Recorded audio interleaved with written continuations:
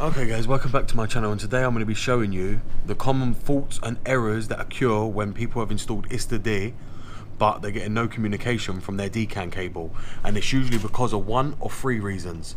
The first one being you need to go to Start, Computer, and then you want to right click, go down to Properties and go to your device manager, which is up here. You want to click that. And as you can see, we're going to scroll down to ports and comms. Now I've got my DCAN cable plugged in just to show you guys. Usually I use an ICOM, but this is just to show you how to set up a DCAN cable, which most people do. You want to click that down, and as you can see, the USB serial port 1, that's what your DCAN cable will come up, or KDCAN, depending on the name. When it comes up, you want to go to Properties, because it will be probably set to COM port 2 or COM port 7. You want to go to Port Settings, and as you can see, it will show you go into Advanced, and you want to change that to COM port 1, as you can see up there. But you also want to change the latency timer to 1. Once that's set, you want to click OK and OK again. Then you want to come out of this, so you close that all down. Then the following step you want to go to is you want to go down to Windows,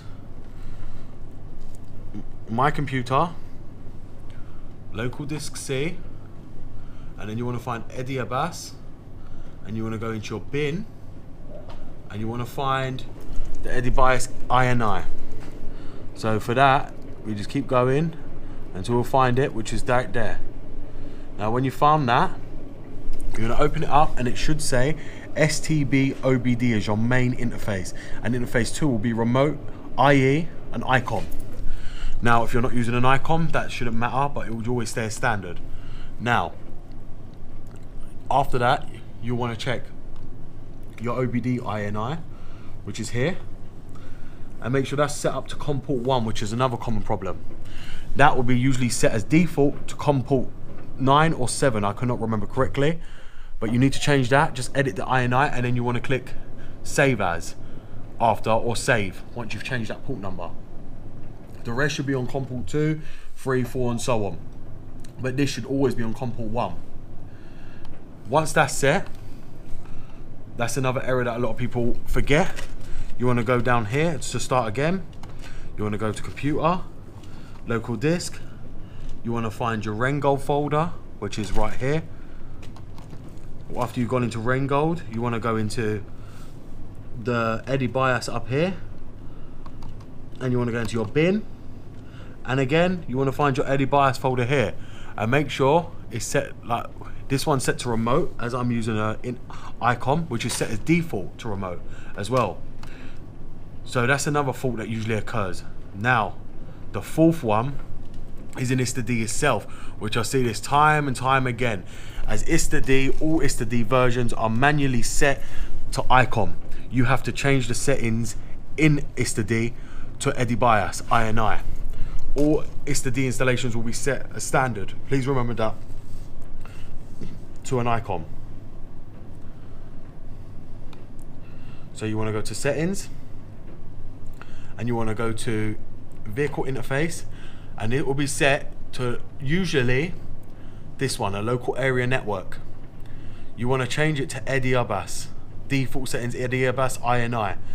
That's the only one you need if you're using a DCAN cable. If you're using any kind of other ICOM, you leave it as Dealer Organization, ICOM and ENET, local area network.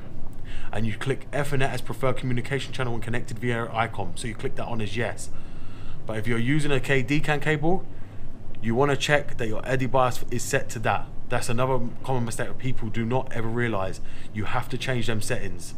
Now the next one, which is a fifth tip, is make sure that your cable, as you can see here, on here is the switch. Make sure that is set to the full left for E series. After that is for F series only, to the right. Do not slide it to the right. If it slides to the right, it will not pick up your car. Now, after all that's been done, your Ista D should work perfectly and connect to the car with no issues whatsoever. If you have any problems, please leave a comment in my box below and I'll be glad to help you. Thanks for watching my channel, guys, and I hope you enjoyed the video. Please like, share and subscribe the video for further videos and any help needed.